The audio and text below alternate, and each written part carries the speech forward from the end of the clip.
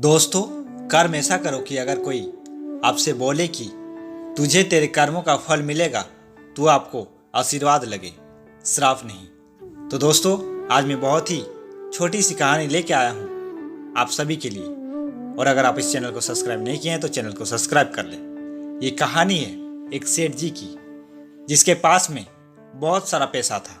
बहुत उन्होंने जीवन में धन कमाया, लेकिन घर में भोगने वाला कोई नहीं था। अपने माता पिता के इकलौते संतान थे। उनकी शादी नहीं हुई थी तो ना तो पत्नी थी ना बच्चा थे। जीवन भर उसी में डूबे रहे, चिंता में कि होगा क्या, इतने पैसे का करूँगा क्या, होगा क्या इस सब का, इतना तो मैंने कमा लिया है, इसको भोगेगा कौन। परेशान रहते थे, दुखी रहते थे, चिंता में रहते थे। तो महात्माओं के पास जाते रहते थे, पूछते रहते थे कैसे क्या होगा। तो एक महात्मा जी ने उन्हें बताया कि एक छोटी सी गांव के बाहर एक जंगल है, जिसमें एक बाबा जी रहते हैं और वो आपको विचित्र ढंग से समझा देंगे कि खुश कैसे रहा जाए। उन्होंने कहा ठीक है, मैं जाता हूँ। वो उस गांव में पहुँचे और गांव वालों से पूछा तो उन्होंने बताया सामने जंगल दिख रहा है, वहाँ पर जंगल में बाबा जी बैठे रहते हैं। अगर ध्यान में है तो आप उन्हें परेशान मत करना, ध्यान में ना बैठे हो, समाधि में ना हो तो आप जा कर के बात कर लेना, उनको ज़्यादा परेशान मत करना। लेकिन वो कई बार बिगड़ भी जाते हैं, गुस्सा भी करते हैं। सेठ जी कार में थे, पहुंच गया उस जगह पर जहां बताया गया था। कार में अपने साथ एक बैग लेकर के आए थे, जिस बैग में उन्होंने अब तक जितना सब रखा हुआ था, ज्वेलरी थी, पैसा था, वो बैग जो था बाबा जी के चरणों में रख दिया और कहने लगे, बाबा जी मुझे बताइए कि खुशी मिलेगी कहाँ, मैं परेशान हो गया हूँ, मुझे फार्मूला बताइए, मैं सुख जो है नहीं ढूंढ पा रहा हूँ, सुख का एक क्षण मेरे जीवन में नहीं है, मैं बहुत परेशान हो गया हूँ। मेरे पास सब कुछ है, इतना कमाया मैंने, लेकिन परिवार में कोई है नहीं जो इस सुख को भोगेगा। बाबा जी ने सारी बात सुनी। उसके बाद वो बैग था, उसको उठाया, आओ देखा न ताओ, दौड़ने लगे गांव की तरफ। 1 मिनट के लिए तो समझ में नहीं आया सेठ जी को कि क्या हुआ, लेकिन फिर समझ में आया कि अरे ये तो मेरा बैग लेकर के भाग रहे हैं, चोर निकले, ये तो बेईमान निकले।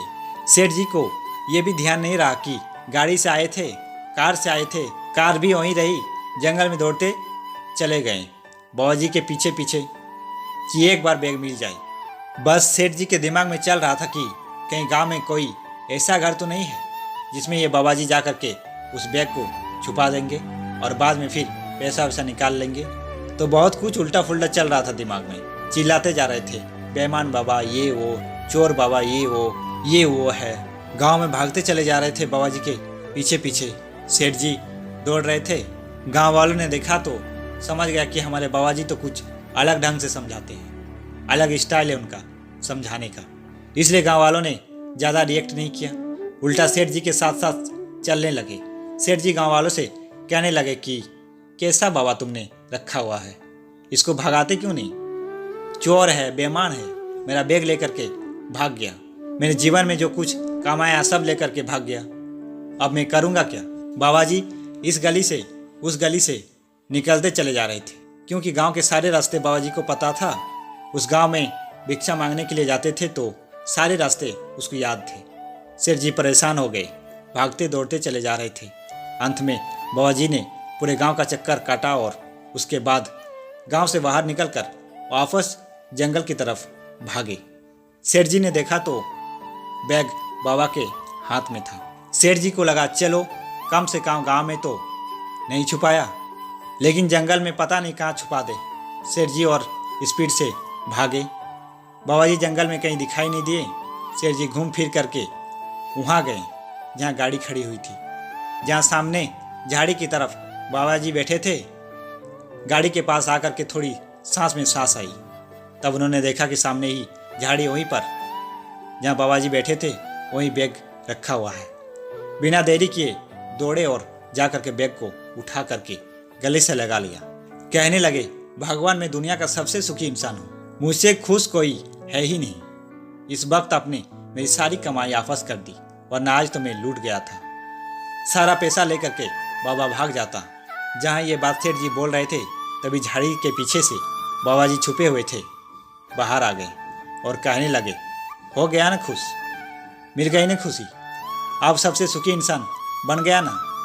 बिना देरी कर यहाँ से जाओ, वरना मैं तुम्हारा बैग ले करके फिर से भाग जाऊंगा। दोस्तों, बहुत छोटी सी कहानी है, लेकिन इसका सार ये समझाता है कि हमारे पास में जो है उसकी हमें कद्र नहीं है। जैसे ही वो हमसे छीनता है, जैसे ही हमसे दूर जाता है, वैसे ही हमें समझ में आता है कि अरे खुशी तो यही थी। जो मिला उसमें भी खुश रहना शुरू कीजिए, जो प्राप्त हुआ है उसको पर्याप्त मानना शुरू कीजिए। और जीवन में कोई बार आपको लगता है कि मेरे पास तो कुछ है ही नहीं, जो मिला है अगर वह दूर चला गया ना तो तुरंत आपको वैल्यू समझ में आएगी। तब आपको लगेगा कि अरे मैं तो सबसे दुखी इंसान हो गया। तो जो खुशियाँ अब तक पहुँची है उनका भी लुत्फ उठाना शुरू कीजिए। तो दोस्तों, उम्मीद करता हूँ कि ये कहानी आपको अच्छे लगे होंगे, और अगर आप इस चैनल को सब्सक्राइब नहीं किए तो चैनल को सब्सक्राइब कर ले। तब तक के लिए आपको धन्यवाद।